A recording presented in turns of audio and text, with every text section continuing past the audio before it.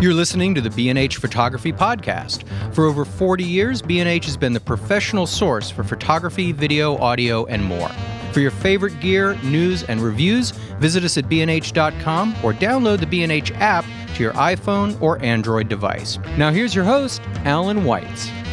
Greetings and welcome to the B&H Photography Podcast. Today we return to Optic 2017 for two wonderful conversations with photographers who ply their trade on the road.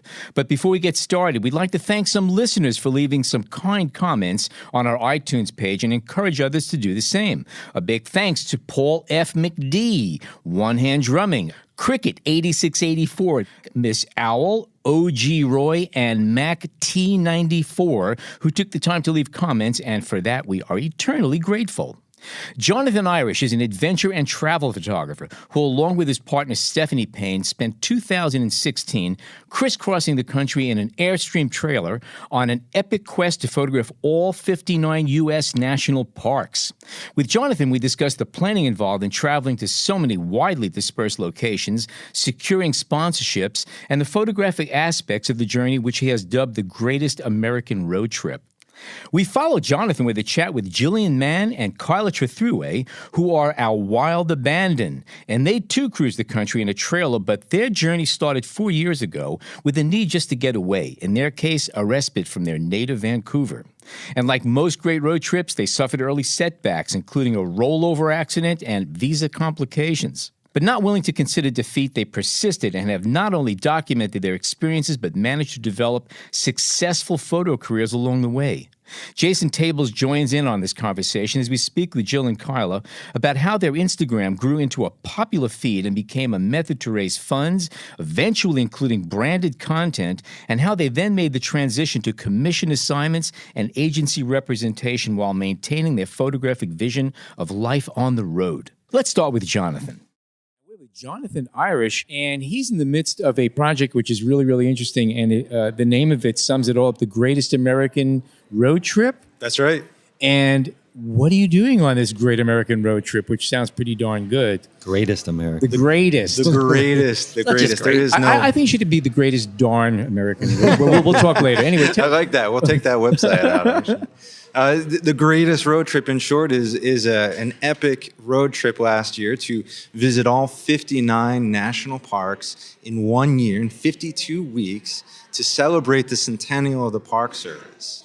Woo. In short, that's a big word. So take a minute and breathe that in, because it's How many rolls of film did you take? Oh my gosh! If I was still shooting film, yeah, it's amazing. We're shooting every day. The final number of images is somewhere around 330,000 images. Who's we?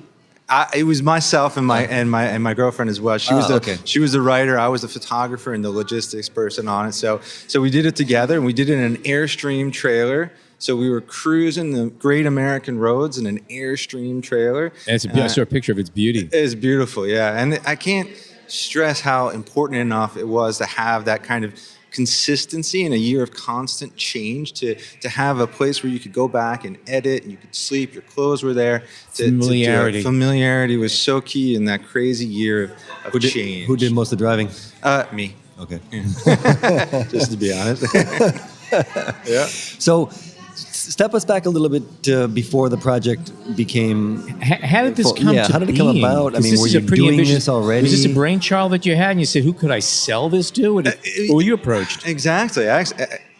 The national parks, the centennial of the national parks was coming up. 2016 was the centennial of the Park Service. So in early 2015, I knew this was coming up, and I knew that I wanted to do something big for it. Before this project, I'd shot in probably half of the national parks, so they're sacred places for me already. I love the national parks, and so for this project, we decided to come up with a crazy idea. What if we could just see all of those national parks and shoot all of those national parks in 1 year? Is it, think big, think crazy. Is it possible? And so you start to kind of think and work through it, and you're like, 59 parks, 52 weeks. You start to kind of work out the math. It's about one every 6 days, and then you kind of... Then you have to figure in weather, because I used to do a lot of travel location stuff and marathon shoots like this, and you have to there's a lot of logistics that go into this because you could show up to someplace and it's closed for the season. Oh, it's a huge logistical, from seasonality perspective, as well as just getting to them, in that time frame. So some parks are really big, the Yosemite's, the Yellowstone. Some parks are really small, the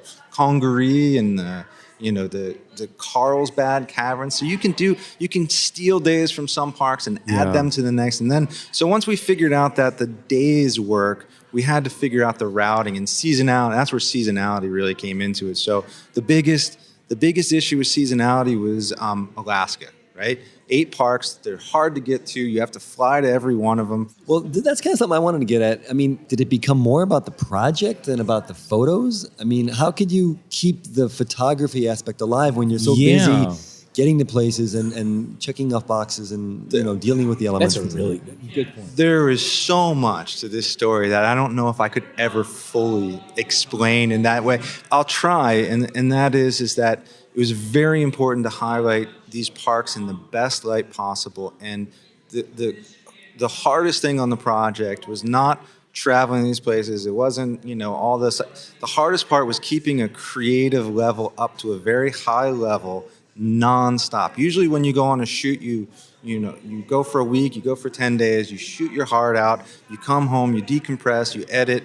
We were living in 3 constant dimensions. It was always the current park you're at. So you're trying to shoot the heck out of this. You're up in the morning, you're out early, you come home for lunch and you do some editing. So then when we come home, we were doing editing for the parks that we've already gone to, right? So because we have to constantly share that stuff up. And then you always have to live in kind of that third dimension, which is the future.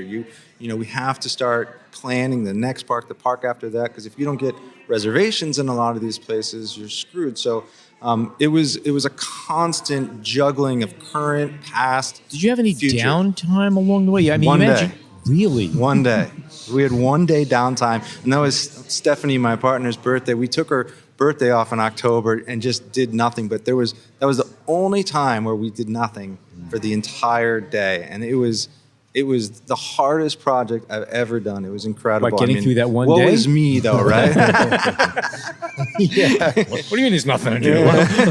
No, I started talk, twitching. Right? I'm like, seriously, "Ah." 1 day out of the year, and again, that's intensive. I've done road trips, and that's mind-boggling to me. It really is. It's mind-boggling to me, and I did it. I mean, it's really, really hard. It was a lot of fun. I mean, like I said, woe is me. These places are gorgeous, they're absolutely And is it complete, the project? Where are you right now in the project itself? Yeah, so we completed in December 31st was the end of the project. So January 1st. End of the shooting, or are you still editing? Or? End of the shooting. I'm still editing. We're still pushing content out.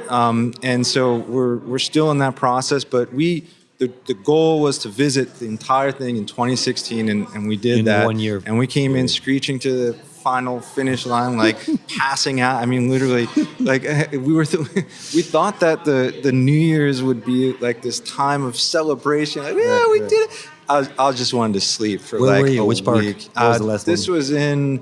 It was Pinnacles in California, which is the newest of the parks, correct? Exactly. Yeah. Exactly. Oh, wow. I know. I once, in many years ago, in a long travel set, did 9,000 miles of driving in 29 days. I couldn't stand up straight for 3 weeks after that. Yeah. My knees were bent, and I was constantly holding a steering wheel that wasn't there. Yeah. It was really weird. We did 48,000 miles in a year. 48,000, and I just read this thing not too recently about, someone got a world record for the longest road trip in a single country, and it was like 22,000 or something. I'm like, I've got that beat by like double. Like, where's Guinness? Child play. Child play. Yeah, no problem. How'd you guys divide the workload? It was pretty clear. Like we both have our talents. She's a great writer. I'm the photographer. She's also a great photographer as well. So she was always shooting her perspective. I handled most of the logistics, most of that stuff. That's kind of my forte in that. And so it was pretty easy just to do that. And some days I'd go out and shoot early morning. She'd stay home and write, or vice versa. We had that time to separate. So it was pretty easy actually to separate that stuff. I mean, you can't get too crazy doing other stuff. You have to be very focused. That's probably one of the hardest things on that project is we're passing these amazing places like, oh, Devil's Tower is right there. I want to go. No, you can't do, and you got, stay really focused. So. Something I would imagine that along the way you saw so much, and it had to incubate projects for the future. Is it safe to assume that? It's very safe to assume that. In fact, this was more of a test in the form of long-term projects. I think more in kind of that long-form, long-term project. I really like that. I think the followers that we had on this project were really engaged. And I mean, this is an entire year of posting, of sharing, and people were just really, really engaged. And for me, like I think there's a real benefit to longer term projects. And this was a test. I mean, was a full on test in that concept. I don't know if I'll do another full year project, maybe 6 or 8 months or something, but I want to do more of this. Did the interaction with people and the posting and the responses you were getting kind of change things along the way? Or did it, what I'm saying? Did it give you any ideas or thoughts on how you could go forward? There were times where like people were like, well, we need more of the backstory. It's like not all beautiful images or stuff like that. Tell us like, how hard it is. They wanted that real process. And oftentimes we, do posts about, just how we're like managing the backside of all this, like the downloading the images and, how you do. People are really interested in the process of the project, not just the parks and the beautiful places. Did your vision change along the way? I mean, I imagine you went out with a certain thing, how you want to portray things. As you were going through it and going through parks and seeing things, did your approach to parks start to change did you anticipate differently or process what was going on differently? I don't think so. I think we were really dialed in the vision for the project. Okay. What did change and what I think was interesting is that when you start to visit all of these parks, you start to like, in a weird way, I don't know if I can fully explain it, but you start to kind of elevate above the park and see them as like a whole system, like all the parks. The bigger picture. So we started to, the bigger picture. We started to like collect these things in the parks, like, road shots and signs that you find in all the parks, but they also say something about the park. So in my talk that I'm giving, continuity between them all. Exactly, textures in parks and how to get that and how they're different and how they're similar. We really started to, look at it from a holistic basis versus just a per park basis. And how much experience with the parks had you had prior? Quite a bit. I mean, as I said, I've been in half of them. I've shot on assignment in probably 10 or 12 of them. So I'm very familiar. I'm a little bit worried that I'm becoming the national park guy. Yeah. I mean, after a year of such beauty, I need something like really gritty to shoot now. Like I need something dirty and gritty or something. Like it's just too much beauty for anyone. This is something I wanted to get at earlier, and we did a bit, but given the fact that you are doing so many things in such a relatively short period of time, was the goal beauty shots?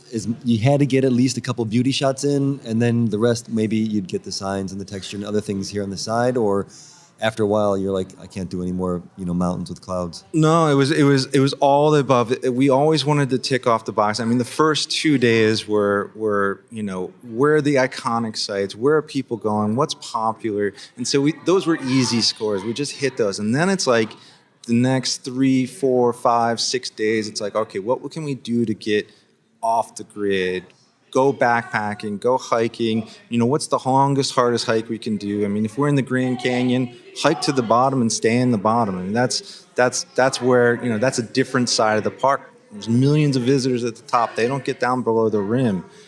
Some parks, there's places where people don't even go or don't even know about the sections. So we always showed those places that are beautiful that everyone wants to go, but also try to enlighten them on some new places in the park and to really do a deep dive. That was the goal of every park is to dive as deep as you could. There's a couple of things we need to touch on, and hopefully we'll have time, but what's your gear setup? Let's start with that. Yeah. What did you shoot, and did you find yourself kind of changing lenses and focal lengths as you went through the project, or experimenting? I'm a Fujifilm photographer, so I shoot Fujifilm and I love Fujifilm. They're great. I will say that they were instrumental in making this happen.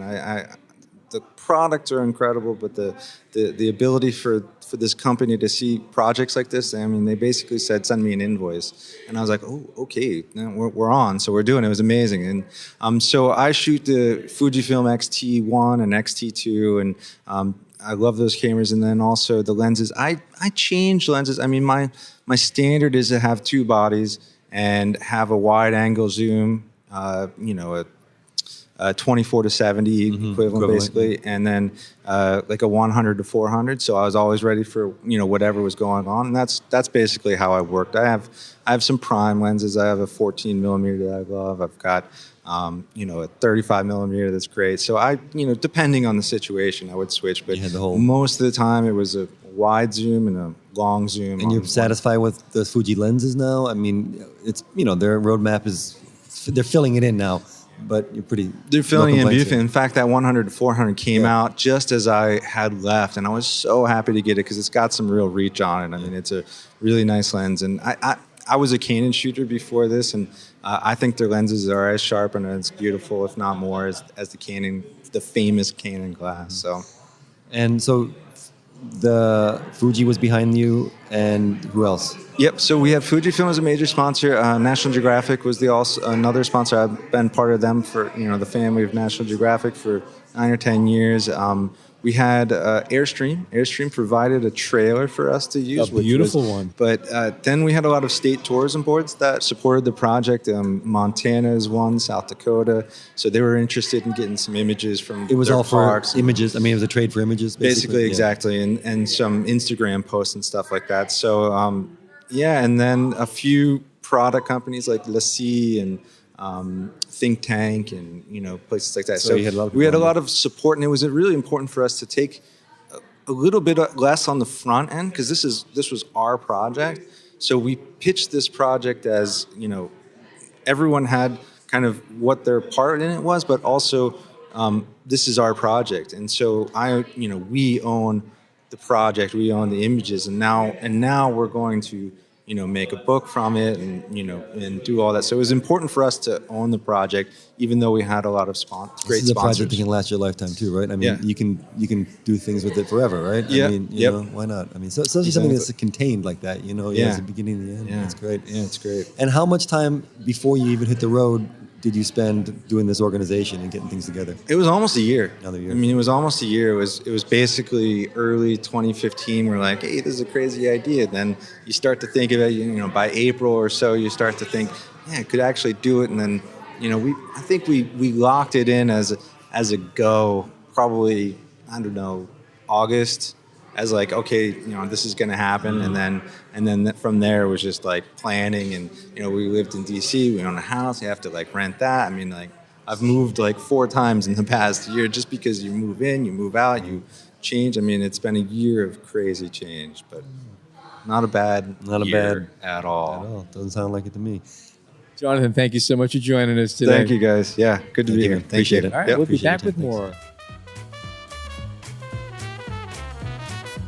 Okay, we are back at Optic 2017, and we are here with, I would say, the most talked about act of this year's show, okay? We are with Jillian Mann and Kyla Trethewey. Now, unfortunately, your talk was amazing. I've looked at your Instagram feed and your site and everything else, and everyone's talking about it now, but from what I understand, you can correct me if I'm wrong, you guys travel the world, you're supporting yourself by robbing convenience stores and gas stations, and you're just taking pictures and telling stories along the way. Is that it, or do I have it wrong? No, you got it perfect.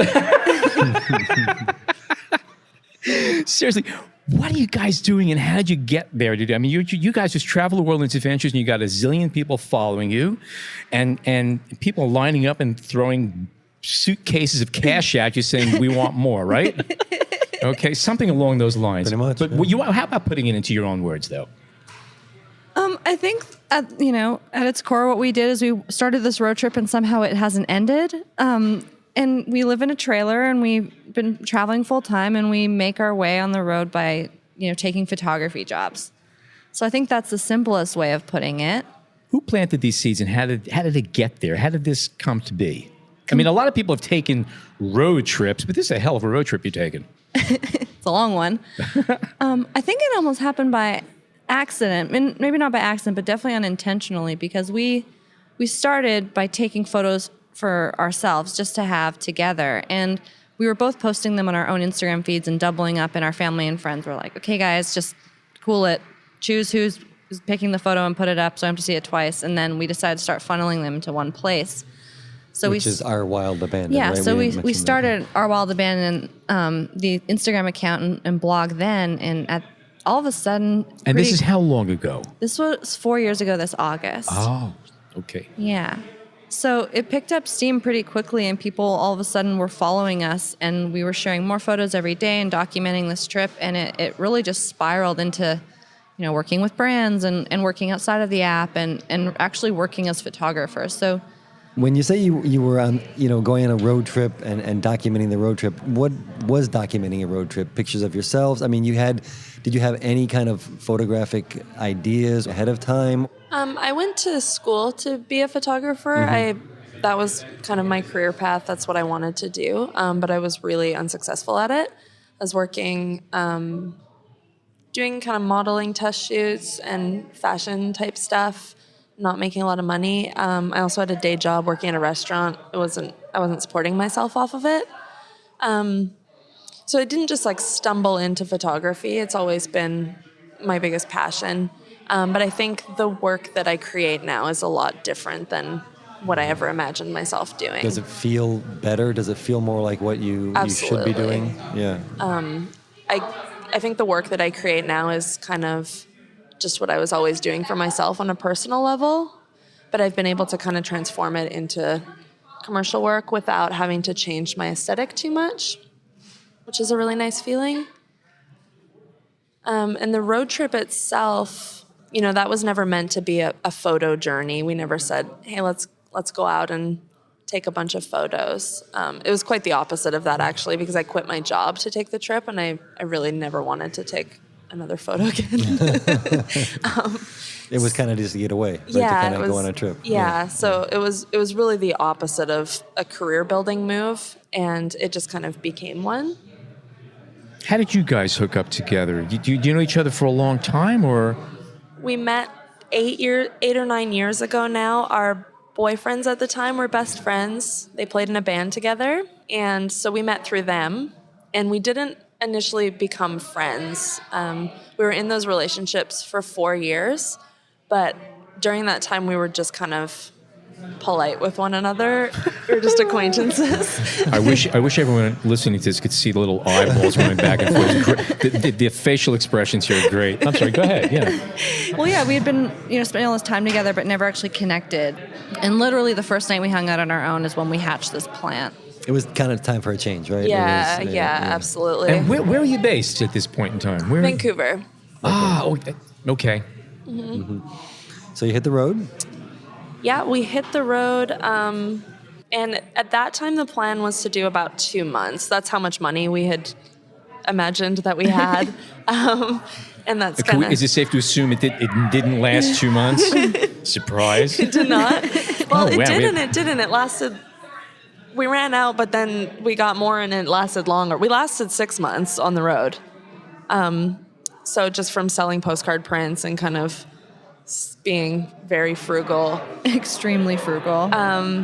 Eating postcard prints. We ate the postcards. Yeah. The ones We we didn't dressed in the sell. postcards. And the idea of selling the postcards prints was part of it from the beginning, or maybe just an idea, or... No, we actually had a terrible breakdown, so bad that we seized our engine, which is the worst thing you can do to a car pretty much. And we didn't see a way of going home other than just flying home and leaving the trailer. Moab, Utah. We were broken down so badly that they didn't even tow us to a repair shop. They took us directly to a rec yard. Right. So we knew it was bad.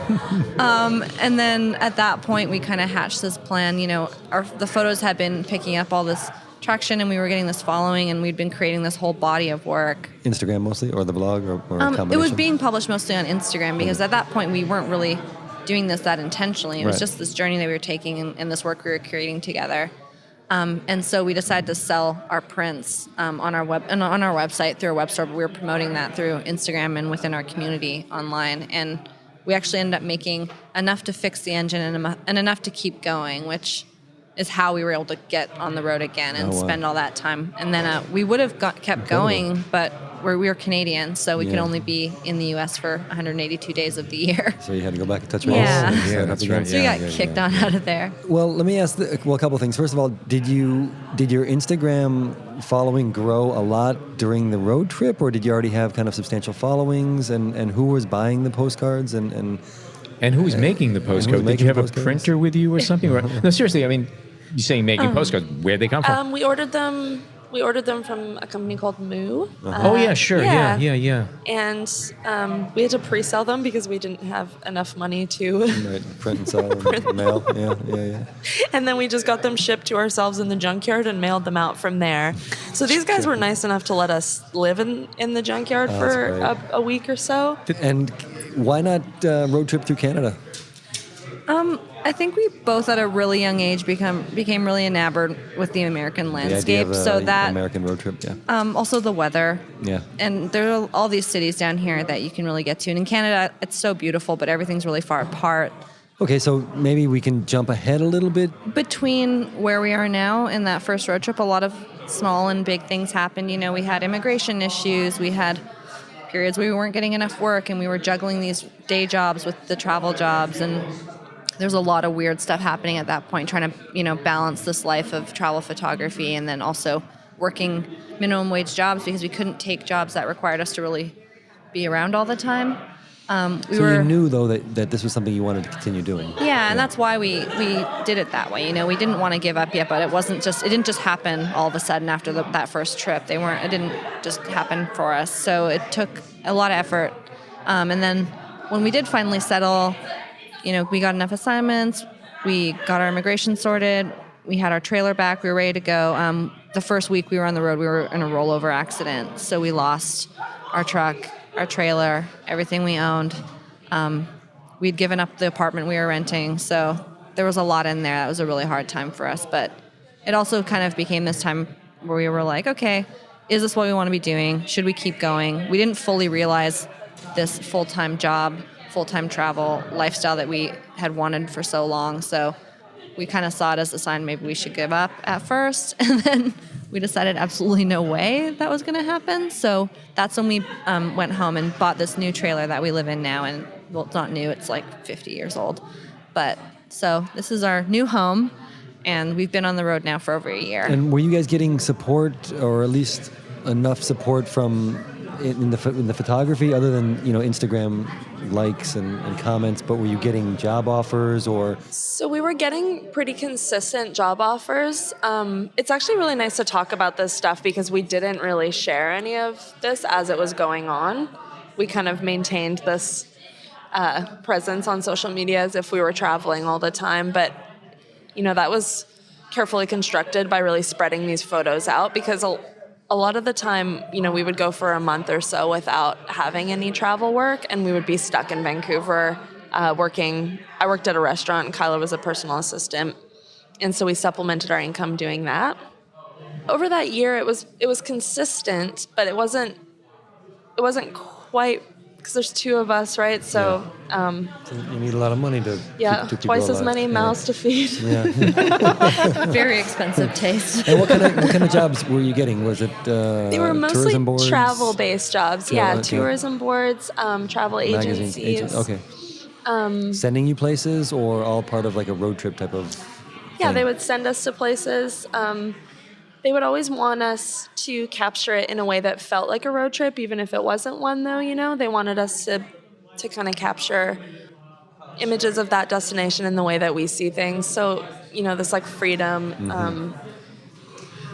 kind of sense of discovery. I mean, I heard you say yesterday that you were asked to kind of re-photograph some of your content, which it may be kind of totally antipathetic to what you're really doing, right? Because the idea of a road trip is freedom and, exploring. And here is someone asking you to go ahead and do the same thing again, but do it for us, right? Yeah. Did you ever say, why don't you just use the shot that we already had? Or was it fun to have that opportunity to go back and do it again and get paid for it? It's always nice to make money, for sure. Mm-hmm. we were never asked to, specifically recreate a shot, but more just the kind of overall Bring that aesthetic vibe, and yeah. that feeling, because I think a lot of brands, kind of love to capitalize on that young aesthetic, the freedom and I that think kind of feeling, but it's hard to actually create that without living it. I think too, the big part of that is we all of this body of work and the freedom and all that stuff is really, it's what we like to shoot, and that's what our personal work looks like. So it is a huge compliment when brands do come to us asking to, not recreate these images, but to they rely on our aesthetic and they trust us. So, if it's a like-minded brand and they understand our vision and they're okay with it and they give us this latitude and this freedom on the creative side, it's actually great. But it's when we are approached by brands that say, okay, we love what you're doing, but can you insert this product we're trying to sell like overtly in this image, and it's not something you'll use, it's not something you're happy to promote, it's not an ethical thing, but we'll just pay you for it. And obviously that's not going to go over well. We're not going to like the images we create. It's not going to feel good. So I think it really depends on where it's coming from and their intent with what they want from us. Yeah, and that's the difference with creating branded content versus creating an image and then sending it away. Your hands are off of it. When you're sharing it on your own social feeds, you're personally attached to it. Your name is right on it, and so you can't just walk away. Yeah, and you have to kind of believe in what you're promoting. Yeah, and if you are promoting something on your social feed, you have this audience and they trust you, they wouldn't want you to lie to them and say, okay, this is a great product, you should buy it. I'm obviously not happy with this image, but I'm sharing it anyways. There's like this inauthentic way of doing that, and I think people see through it immediately. So I don't think it's beneficial for brands anyways. And were the jobs often, did they ask you then to put it on your feed? I mean, was that always part of it, or did they always? Or I think that's separate? a lot of how we started monetizing what we're doing, and it's been really great for us, and it's been really fun because we have been able to work with really cool brands. But just in the last year, 70% of our work at least has been removed from Instagram. So using Instagram as a tool to get this branded work is great, and expanding our portfolio and shooting more personal work. But really the end goal is to pursue more traditional photography jobs and build something that sustains itself outside of an app. Right. We have been approached by brands that will say, okay, we'll pay you to do this product shot. It doesn't need to be a beautiful photo. Just make sure you're in it, endorsing this product. And I think that's when the word influencer gets tossed around. You're being hired for your social reach and this ability you have to have this voice directly to your audience. And that feels disgusting. We're artists. We want to create beautiful work, and we want to do it with a true voice and an authentic voice. So, I think when people misunderstand us and they think, okay, you guys are social media influencers, like you're Instagram famous. It's like, well, no, we're photographers and we create work. And sometimes people will ask us to post that on our feed. We're not, it's totally different than those social media celebrities that can post a front camera selfie holding a product and then endorse it. Like our work stands alone. Our work can be in print campaigns and digital campaigns and without us in it, without having to be attached to it in a personal way. What are some of the companies you've worked with the past year or so? We've shot 2 campaigns for Google in the last year, and those were standalone print campaigns and digital campaigns. And then we just did a video for Samsung. Oh, a really exciting job. We did a behind-the-scenes shoot for Nature Valley, kind of in tandem with a rebrand that they were doing, which was fun. And are you guys? We've worked with Kia. Yeah. We just got back from Oahu last week. We were working for the tourism board. We spent February working for the New Orleans Tourism Board, documenting the Mardi Gras traditions, which was really fun. But you guys are separate from this. You're not personalities in these things. You're the photographers who are hired to do this work. And did you have to kind of make that break? I mean, was it something you had to kind of point out to people? You have to advocate for yourself a little bit. You said enough of this. This is what we're doing now, and maybe turn down a couple jobs along the way, and then. Well, we're still doing both. Mm-hmm. I think it's more of just making sure that we're not concentrating on just getting the branded work, or really we're not focusing on getting that branded work at all. But if it comes to us and it's relevant and it's kind of exciting, we'll work on it. but really just expanding our portfolio and diversifying and getting more experience in more traditional media. I just had a question real quick. You say it's not like the kind of influencer stuff where, it's a picture of, a model holding a Versace purse or something like that. What does tasteful influencer stuff look like? So one of the first jobs we did that was branded content was actually for HTC phones. And that was simple.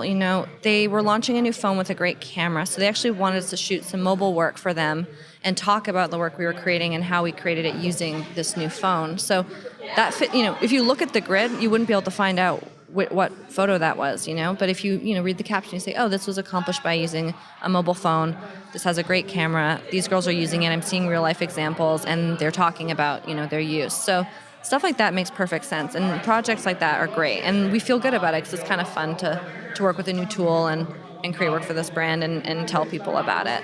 So in those posts, you'd have the brand name in the caption. Yeah. You'd say, we use such and such camera to shoot this. Yeah. Gotcha. Yeah. Okay. And it worked really well because so many people ask us what we shoot with anyways, so it was nice to be able to share those images and talk about, this is a tool that we're using right now. We're really happy with this aspect of it. And it had, full manual controls, so we could talk about that and kind of go behind the scenes a little bit. And that just fits in seamlessly with the work that we're already creating.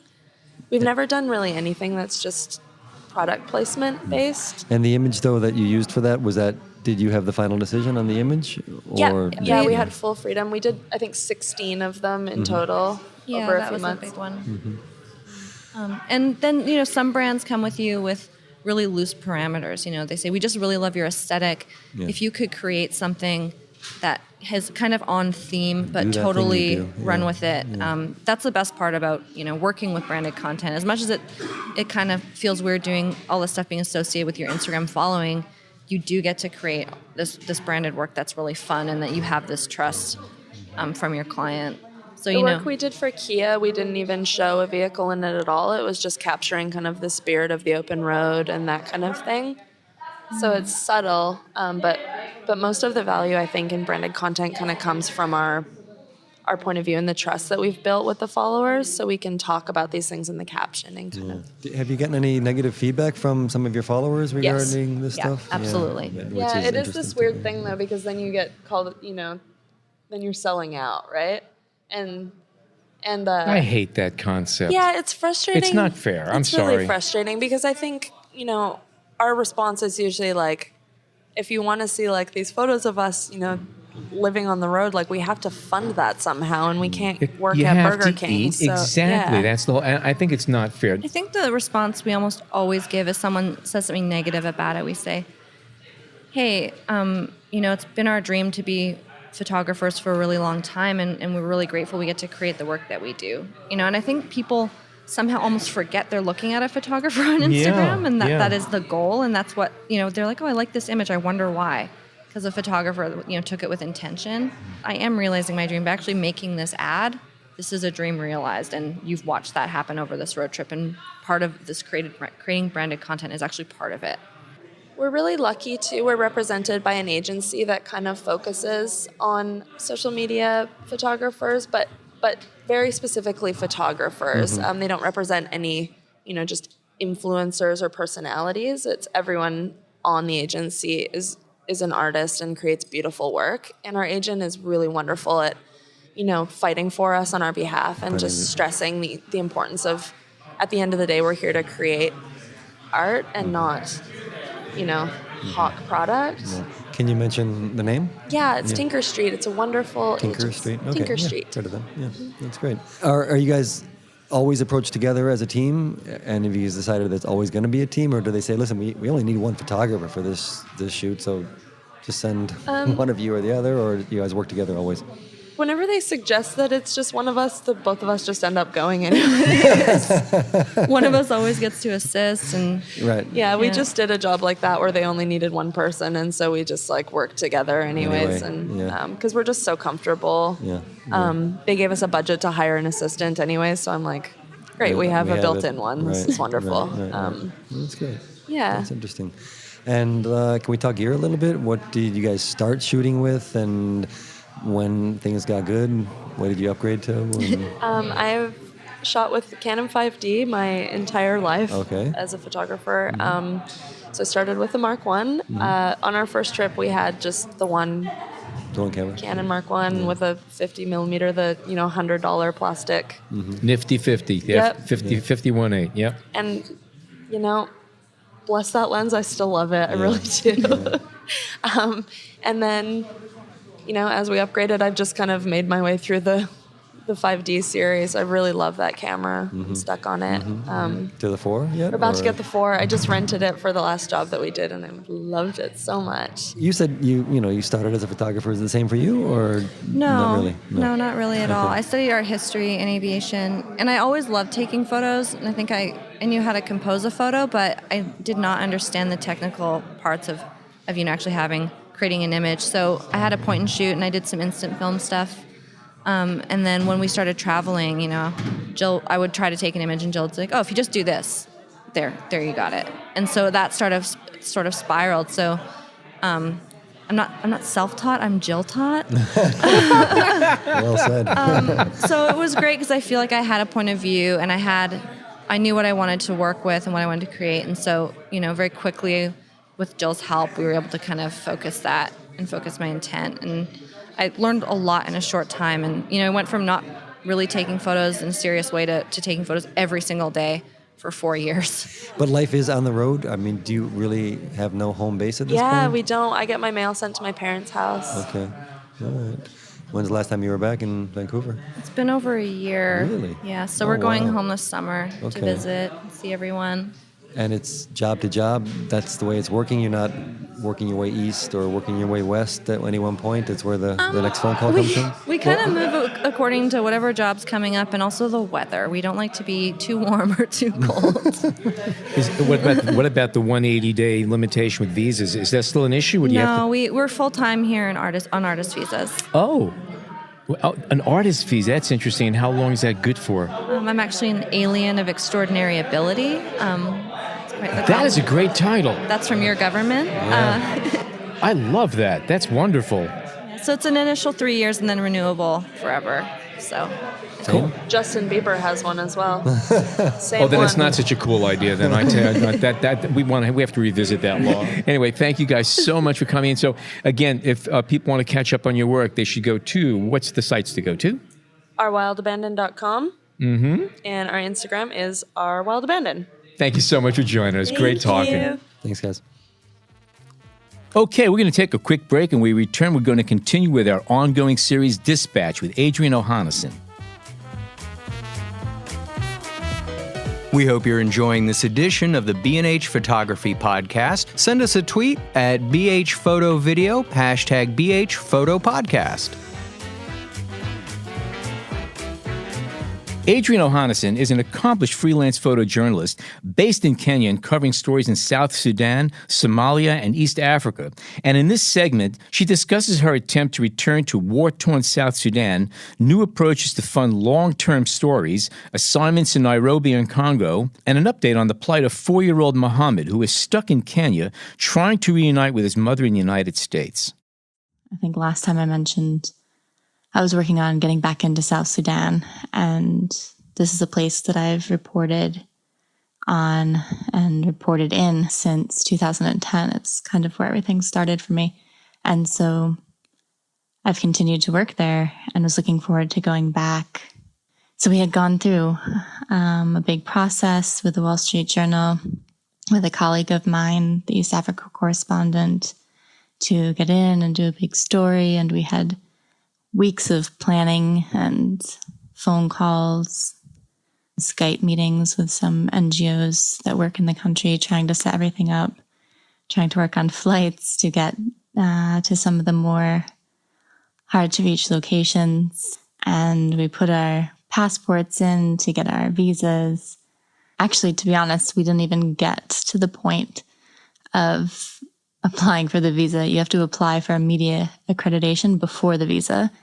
And we were both rejected from inside the country. So the media authority, I guess, supposedly looked at our past reporting from South Sudan and said, basically, because of what you've done here in the past, we can no longer give you the proper accreditation to work here, and therefore you can't apply for a visa at all.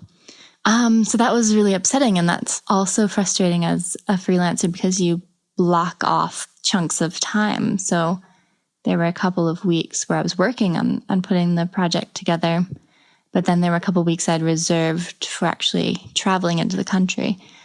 So all of a sudden, everything kind of collapses, and that's always tough. I've been working in the region a long time. I'm in Kenya now, but South Sudan was one of my main places I cover. So that was quite a blow for me to think, okay, wait, so I can't go back to one of the main locations. And then what if other clients find out that I can no longer work in a place that, I kind of was not known for, but people knew I was familiar with the area. So I would often get assignments to go into South Sudan. And all of a sudden they're saying, I can't go back anymore. So I think the reason that we were not allowed back into South Sudan was because of a reporting trip we did I was there July and part of August last year in South Sudan. So the violence broke out again in July last year, almost exactly a year ago, actually. And I had tried to get in immediately after that. Fighting broke out in the capital. And this was funny, actually. You always hear about these things happening in Africa, and they rarely do. But when they do happen, it's quite funny. So I was able to hop on a chartered plane that I obviously didn't charter. It was chartered by someone who owns a hotel in Juba in South Sudan. And so I was able to kind of hop on this chartered airplane, and I was the only passenger. It was 2 pilots and just boxes of frozen fish fillets and quite a large sum of US dollars. And that's how I got into the country. I hope it's not the last time I'll go in, but that's how I flew in because the commercial flights were just unreliable. They kept shutting the airport, opening the airport. So there weren't any consistent flights going in. All of the flights that were going in were really expensive. So I managed to hop on this charter. And part of the reason I had gone in was there was an attack on it. It basically functions like a hotel, but I guess you could say it's a compound of more or less apartments for people who work in the capital city. It's nice. There isn't much to do in Juba. There aren't a lot of activities. You don't spend a lot of time out and about in the city. So it's important to have a nice place to relax. And there's a pool and a gym and I think maybe the only squash court in Juba, but quite a high-end place to live.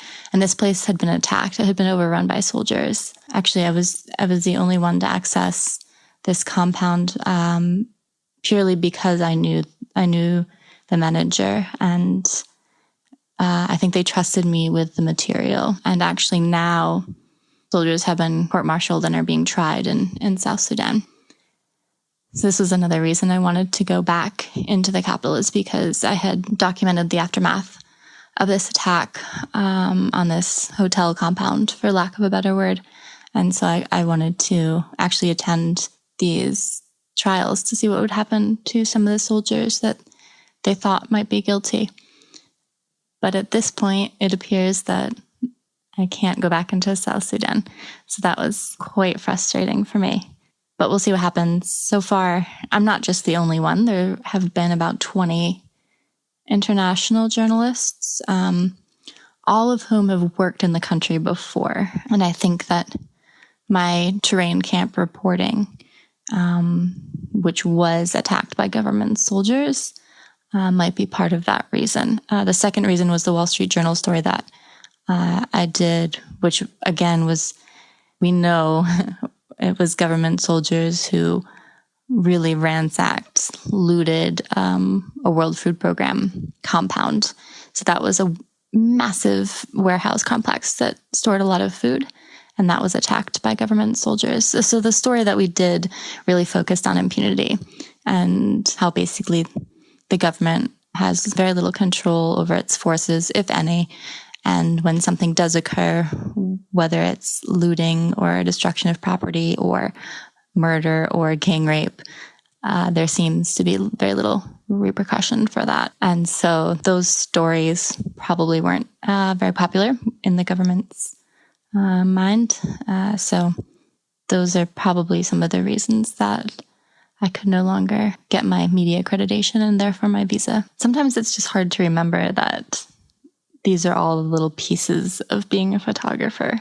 Because if I'm writing grants or I'm researching or even just emailing to reach out to people and say, are you in this region? What's it like? How is it to operate? Sometimes I just tend to forget that this is part of the work also. I think I'd much rather just be running around all of the time with a camera photographing, and instead of sitting and stopping and thinking and planning.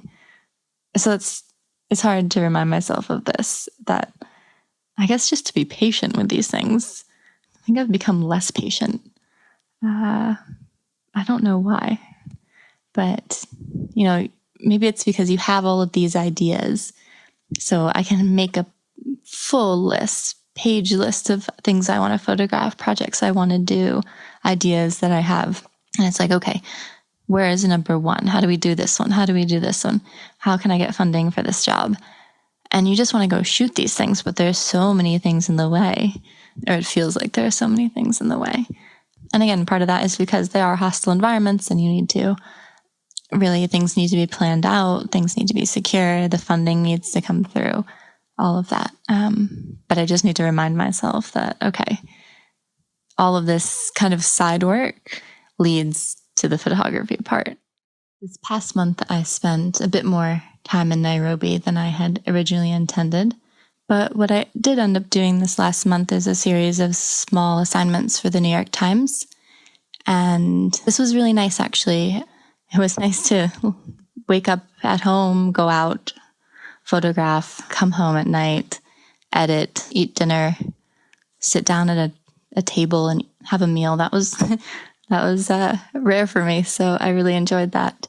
And it was a series of smallish assignments, one on solar, one on Uber. Quite a cool one that I really liked that was about the Indian community in Kenya, more or less just about how long the community has been there.